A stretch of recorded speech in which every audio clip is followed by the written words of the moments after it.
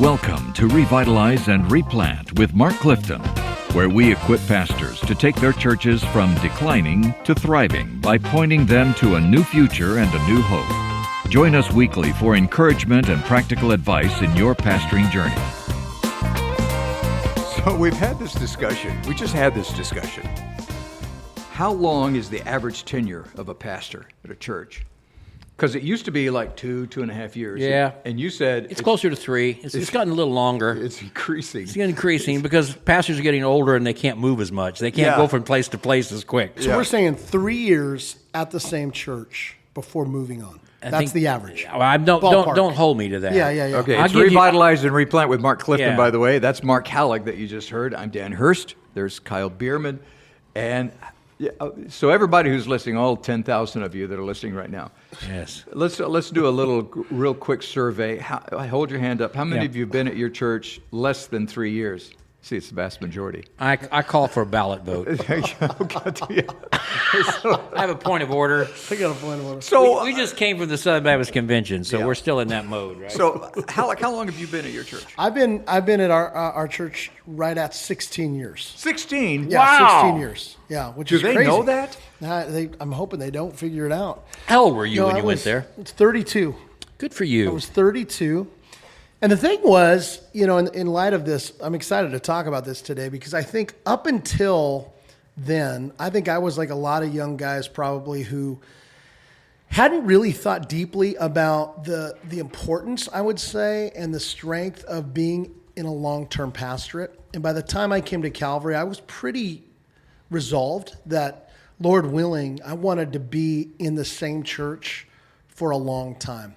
Just because I realized I was a youth pastor for a lot of years, but there's only certain things that can happen in the life of a church and in the life of people if you're being a pastor that's committed for the long haul. And I think one of the great dangers is if you're somebody who is always looking at, almost daydreaming. I call it the greener grass syndrome. Right. Where you're there at your church, but you're never fully there. Why? Because there's always an escape plan. Mm-hmm. You're kind of looking at job boards and that kind of thing. And it robs your people and it robs you of being fully present and all in at your church. And so I think that's partly what this is talking about is, if you are convinced, I want to be all in, a faithful long haul pastor in the same place.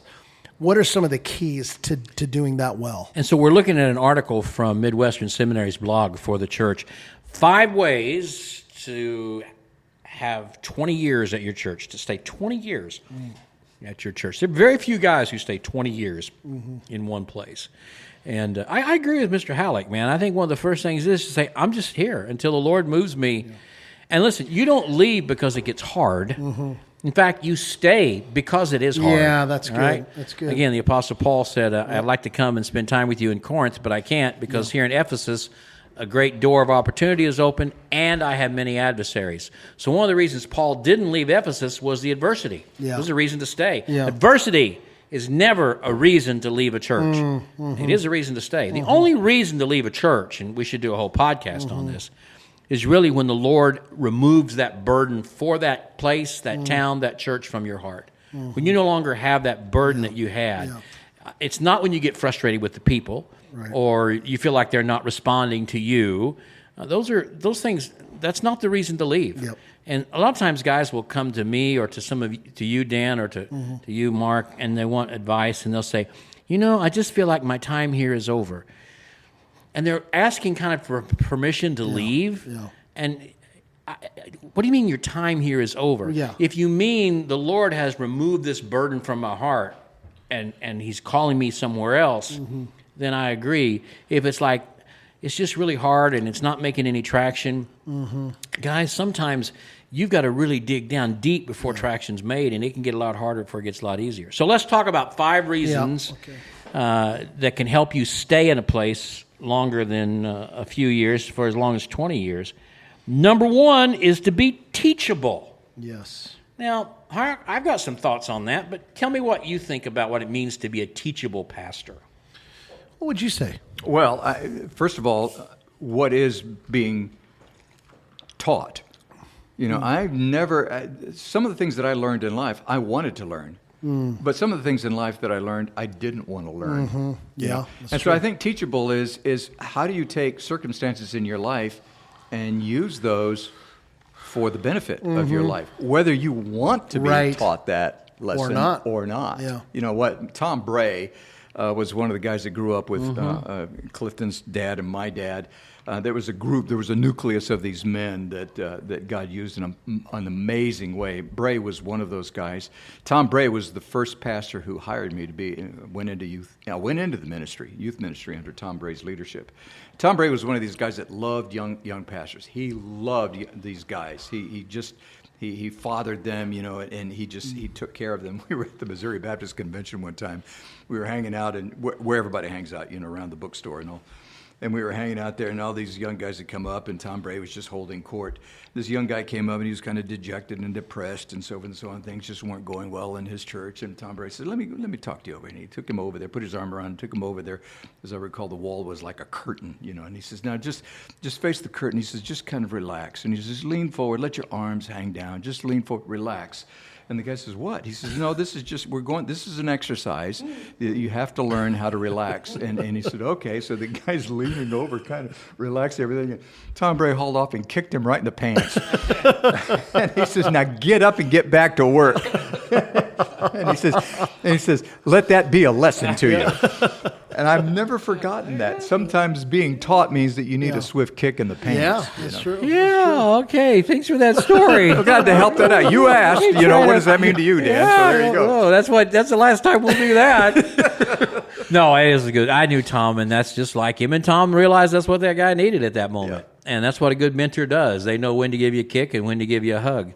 One of the things I notice sometimes, because I'm 65 years old and been around a long time, and guys, I'm old, and when I sit down with a young pastor, I notice right away, Mr. Hallock, if the first thing he does is begin to ask me questions or begin to tell me how much he knows. That's exactly right. And I love what the author of this article says. It is so good. Godly confidence is a good thing, but assuredness can easily turn into arrogance, which then turns into being rigid. Yeah. At this point, you're no longer teachable. And I love the fact that, I know Rick Warren is, he's not what he was years ago. I'm first to admit that. But years ago, 85, 86, something like that, when he was still 3 or 4 years into Saddleback and just getting started. But his church was running about 3,000 or 4,000 in a high school. I was working for the Home Mission Board, and we were holding a church planting conference in Southern California. And I had about, 8 or 10 church planters that were going to come, and each of them were going to share about their church. And then at the end of the afternoon, it was going to be Rick come and share about his. It was like about 86 or 1987. Much to my surprise, Rick shows up at 10 a.m. at the beginning, not during his session after lunch. Yeah. He sits on the front row. Yeah. He pulls out a yellow pad because you didn't have iPads back then, and he takes notes of every single church planter that presents. That, and none of them had churches that ran over 100. Yeah. And he wasn't doing it to show off. He was learning. Yeah. And I can sit down with a young man who at a church that's in trouble or a church that's growing, and if he starts just pulling questions out of me, just information out of me. What do you know about this? How's this working? Yep. As opposed to a guy who just wants to prove to me, I know what I'm doing here. Yeah, exactly. And I think that's what I mean by teaching. No, and I totally agree. And at the heart of teachability is humility. And so our posture as pastors, if we're going to last a long time, has to be one of humility and teachability that says, I don't know it all. In fact, I know very little. I want to love the Lord. I want to love people. I want to preach the word faithfully. And I've got a lot to learn. And if you don't have that heart, because you're going to be humbled. That's just the bottom line as a pastor. And you can either take that personally and be an angry, defensive pastor that quite frankly over time people don't really trust or want to follow. Or you can be a teachable, humble pastor that receives correction, that's willing to learn. I always say this, be really nervous if you're in a church with a pastor or leaders that never say, I was wrong, I'm sorry, or I don't know. If you aren't hearing those three things from your pastor, something's wrong, because the mark of a teachable pastor is, I am sorry. Right. You know what I'm saying? It's also the mark of a teacher. And a teacher, and a good teacher. That's right. So all this to say, that's point number one, be teachable. What's number two is something that, again, Mark, I want you to speak to, because you have some really good insight on this. It really is just know your identity, or self-awareness. We talk about it all the time. Emotional intelligence. Yep. Okay, again, having spent my whole life in church and now my whole ministry with pastors, number one, I see a lot of pastors who are not teachable. They know it all. They're the leader. They want to. And I see a whole lot of you pastors, including myself. I have to work at this, and that is being self-aware. Yeah. You know, how am I coming across when I walk in a room? Yeah. You know, today we went to lunch and we came back, and Dan and I have known each other all our entire lives. Our dads were roommates in college. And so, you know, you guys aren't in the room yet, just Dan and I. And Dan, you know, says to me very honestly, "What's wrong with you? You're not yourself today," you know? Yeah. And without realizing it, you know, I've been at the Southern Baptist Convention for a week, and I've been talking to people for a week, Sure. and I'm an introvert, and so I'm drained. You're peopled out. So even my facial expression and everything, I didn't know that, but you know, my facial expression was, I would rather be anywhere than here with you, Dan Hurst. That was my facial expression, and he was feeling it. Yeah. And that's not being aware of who I am at the moment. Yeah, you know? that's true. And so talk a little bit about emotional intelligence and how that's a key factor to staying at a church for a long time. If we want to talk about that, that's for sure. You've got to know how you come off to people. And again, you're never going to grow in self-awareness, and emotional intelligence is part of that, without humility and teachability. Which means you've got to be honest, and you need to have friends like Dan who love you enough, quite frankly, to say, dude, like, do you know? I'm not saying this about you, but well, go ahead. Dan's already torn me up. Well, I mean, today. I'm just saying, if you're but if you're somebody who comes in, and this is the thing, a lot of guys are not aware. I mean, this week, to be honest, I met a lot of guys, and I'm like, I wish I would have an hour just to give them some loving tips on how to be with people. That was at the Southern Baptist Convention. Southern Baptist Convention. Yeah. I'm like, man, I met with this one guy, and he just looked angry. Just his demeanor, everything. And he wasn't. But I don't know him very well. He's like looking at me going, I thought I did something wrong. And he's going, no, I wanted to just thank you so much for the podcast, and it means so much to me. And I'm like, bro, I just hugged him. I just brought him in. I rubbed his back a little bit. It's okay, bud. You can smile. It's okay. It's okay. But I don't think this sweet guy knows. And I don't know if anybody's going to tell him, because they're probably afraid that maybe he is angry. But self-awareness, how do we come off to people in our demeanor, our face? Listen, if people, again, Spurgeon is my guy, okay? There's a lot of dead guys that I love, Spurgeon. And Spurgeon was often described as a lion in the pulpit and a lamb in the pew, right? He was like a warm fire. In other words, how do you come off? Do people feel safe with you? Do they feel, are they drawn to you? That's the key right there. Do you see what I'm saying? Yeah. Like when you're outside the pulpit, you may be a lion in the pulpit, praise God, preach your guts out. But if little kids don't feel comfortable around you, or they're afraid of you. Wow, that's a good word. Or young women, or even men don't feel safe with you, something's really wrong. And without people feeling safe, it's going to be really hard to be a pastor there for a long time. But when people do, oh my gosh, you become their pastor, and they love you, and they confide in you, and they want to listen to your teaching, and they appreciate you. And I just think that is so key to long haul ministry. You have to love people and not just theologically affirm that, but do people feel loved by you? And you have to have somebody in your life that you can ask, be honest with me, tell me. Because you may not even be aware. Yeah. It's like, actually, you come off like a jerk. You know what I mean? It's like the intern that we had, that we brought in, and I could tell right away, we're going to have to talk about people skills a lot.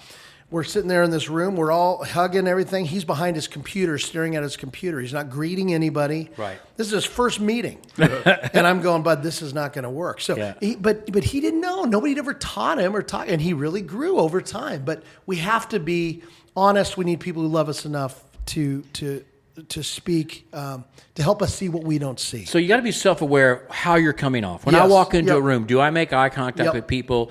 Do I am an introvert, and I do like to isolate, and I do. But here at the Southern Baptist Convention this past week in Dallas, I've had a lot of people come up to me, and I genuinely am grateful for you. I truly am. Yep. But there was a couple that were with me, sitting with me in the hotel lobby, and several people came in to just wanted to thank us for the podcast and everything we do, and so I got up and I greeted them and everything, and I was really, it felt good because this woman who was sitting there next to us said, you really gave them attention, and they really felt, and I have to work at that. That's though. right. See, if I don't work at that, Yep. it doesn't happen. So I have to consciously. It's not because I don't feel that way. It's just I don't come across that way. See, and you do that. I'm going to encourage you because you do that so well. I mean, I'm a natural extrovert, okay? Right. This is pretty easy for me, but as an introvert, It's not and as easy. your friend, I've watched you for years.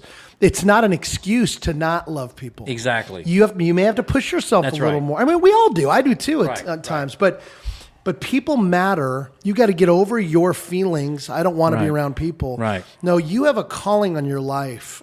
Part of this right. is out of obedience. That's right. To treat people with respect and Right. kindness. So and look listen. them in the eye, shake their hands if they want to have their hand shaken, Yes. touch them on the shoulder if they want Yes. to be touched, and give them the moment. Don't look to the next person behind them that's Yes. talking to you.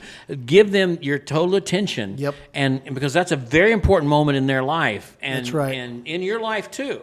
So you got to be very intentional about how you're coming off in a room. You walk in a room full of committee members. Do you kind of say hi to each of them, maybe touch each of them Yep. on the back, say, I'm glad you guys are here, or you just come in, open up your laptop, and get to Yep. work? That's I right. mean, and when you're talking to children in your church, do you sort of bend down and look at them in the eye and try to get to Yep. their level and that kind of thing? If you're talking to older people, Yep. do you really try to talk louder so they can actually right. hear you, Are you- especially older men? Yeah. Older men can't hear anything. Yeah. I'm just telling you Yeah. they can't. Yeah. And so do you try to Yep. talk louder That's so right. they can hear you? Just those kinds of, and again, I love this phrase, walk slow among your people. Yes. Walk slow among your people. That's Don't right. ever seem like you're in a hurry. So that's emotional intelligence. But here's the other thing about knowing your identity. What is it that I need in my life? What's the weaknesses I have that I have to battle against? Yeah. Some of us have a need for affirmation. And if we're not careful, we look for that affirmation from people rather than from the cross and from the gospel. Right. And so then we feed off of people. Yes. Some of us need that. For whatever reason in our life, we've always felt insecure and inadequate. And so we really are sensitive about that. Some of us have a need for people to agree with us. Maybe we had some problems in our background with our growing up, and we can't deal with people who don't disagree with us. Know yourself, know your weaknesses, know your challenges, so that you can overcome them, and so they don't determine who you are. You've got to keep improving yourself as a person all the time. And he says this, under this, the identity piece, he says, I learned to define myself by ultimately and only one thing, that I am a child of God. That's right. On my worst day, I am still a child of God. That's right. And this means I'm never alone, never without potential, never beyond grace, never not growing, and never needing to achieve in order to prove myself. This focus allows me to accept the measure God has given me and to celebrate the greater measure God has given others for the sake of the kingdom. So the point is, your identity is in Christ Jesus. That's who you are. And when you understand that, bringing it back forward, that helps you to persevere over the years in ministry, not in what other people think of you, but what Christ thinks of you and what he's done to buy you for himself. Oh, couldn't agree more. So be teachable, know yourself, know your identity. Thirdly, faithfulness first, as opposed to numerical growth first. In other words, your role to be there is not to get the church to grow numerically. That's not the first role. Hey, give us the quote. Give us your quote from this. You had some bombs this week. I did. So one was on, well, what was the 200? I think you said Peter never. Oh, yeah. No, Paul. Paul never asked Timothy, how many are you running? Yeah, okay, yeah, that yeah, was yeah, never. yeah, yeah. And even though they did count one time in the New Testament, they counted 3,000 souls the day of Pentecost. If that had been a Southern Baptist rally, we would have been trying to get to 3,100 next year. Yeah. And if we never got over 3,000, we'd feel like we failed. Yeah, Because yeah. everything was judged by how many we got last time, not what God's doing That's right. this time. That's right. I mean, So you're telling me as far as we know, there was never a day like that again in the history of the church. 3,000 souls saved. So you're telling me I'm not a failure if my church isn't growing exponentially? Well, it's faithfulness first. When Paul told Timothy to remain at Ephesus, He did not say remain at Ephesus so you can break the 200 barrier. Remain at Ephesus so you can actually grow the congregation. He said remain at Ephesus so you can teach sound doctrine. Because without it, people's lives are a shipwreck. Be faithful. Amen. Faithfulness first. The other will take care of itself. Yes. If you're not, you'll be trying to take shortcuts in order to get results. Exactly. Because you feel like you're affirmed by results. Your job is secure by results. Your peers think of you by the results. But you will not stay a long time, because what happens, guys, and this is so important, turn up the radio. When the results begin to go down, you start looking for another place to go because you define your success by the results. And frankly, churches, they grow in stages. It's like a balloon. Yep. It grows for a while, then something will happen, it'll shrink for a while, and then it'll grow for a while. That's just the nature of churches. It has been. There's all kinds of reasons. Well, if it starts shrinking, then you think, oh, well, my time's over, it's going down. No, if you're faithfulness first, not numbers first. Yeah. And redefine success. Success is a pattern of making disciples that make disciples that result in the community being noticeably better. And so if you're making disciples, and the community's noticeably better, stay there and be faithful. And that kind of result is best done over a 20-year period, not a 2-year period. Absolutely. Absolutely. All right? That's so good. All right, next, develop a hard shell and maintain a soft heart. Yep. What's that mean? Oh, man. There's so much I could say to this, because this was one of the, it still is, still trying to grow. The image that comes to my mind right away, true story, was my first, right out of college, my first gig was as a youth pastor at a church. And man, I was just, I love Jesus. I love teenagers. I want to lead them to the Lord, and so excited about ministry. Had no idea what I was doing, but I was so excited about it. And I can remember within the first month, there was this group of mothers who were gossipers and slanderers. And one of the moms, I don't know, there's just going to be some people who don't like you. Right. And it doesn't matter what you do. Right. And for whatever reason, this mom did not like me. And I'll never forget being in the church, and I think I'd taken the kids, we'd gone to church camp or something, but it was right near the beginning. And this mom, I overheard her just ripping me to shreds to these other moms about something ridiculous. I don't know, something. And then she sent an email out, a mass email complaining about me. So this was my first month of ministry. And I can remember being in my room because my wife, we were getting married in August. This was June. And just weeping, crying. I was so hurt. And I remember crying out to the Lord and saying, Lord, I was not expecting this. I just want to, I was very naive. I was young. And I remember praying this, Lord, I need you to give me a harder shell. I've got to get tougher than this because I love people, but I don't want to be so tough that I don't feel, but God, this is so hard for me. And I remember that. And again, and over the years, I think there's a lot of folks who struggle, because here's the truth. You do need to develop a hard shell, because there's going to be arrows coming at you, man, from the devil, from people. People will turn on you that you've loved and you've baptized them and dedicated their kids, and they leave your church and they never tell you why. They ghost you, and it hurts so bad. And yet at the same time, you can't let that hard shell develop a hard heart. Because there's some guys who get so hardened that I'm not going to let anybody in. Yeah, I've seen that. You know what I'm saying? And I'm going to do my thing. And the problem there is you're not going to win anybody's heart with a hard heart. Mm-hmm. And so all this to say, this is so important to a long haul ministry. Right. And it's only something, honestly, the Spirit of God, I believe, can do in you. And part of it is building off what we just talked about. As your joy and identity is found increasingly in Christ, in Him, learning to count it all joy in the midst of trials, because it hurts. Because people are going to hurt you in ministry. And we've all experienced it. You really do have to have, as a pastor, you have to have skin like Samsonite. I mean, you've got to be hard-skinned, but soft-hearted. Yes. And I can't say it any better than the writer of our article did. I love this. In time, well, if you can get to this place, pray you can get to this place, Pastor. In time, I began to listen to the opinions of others without being dependent upon those opinions, to walk through and learn from mistakes without condemning myself as a failure, to respect people without fearing them, to allow conflict to refine my rationale in decision-making without becoming fickle and indecisive, and to learn that I may love others while at the same time protecting my heart from hurtful, dysfunctional people. That's important. A pastor has to learn how to love people while protecting his heart and his family from hurtful and dysfunctional people. He said, all of this resulted in my ability to stand stronger in the face of disagreement and simply outlast the naysayers, while at the same time generally seeing people compassionately. In short, I needed to become, this is such a good word, you guys listening? As a pastor, you need to become tougher, not meaner. Yeah. That's so important. And oftentimes we confuse those two. That's right. We got to become tougher. Tougher, not meaner. But not meaner. Yep. And we got to learn how to protect our heart and our family from hurtful people. Yep. And we've got to learn to walk through difficulty and learn from it and not resent people for who they are.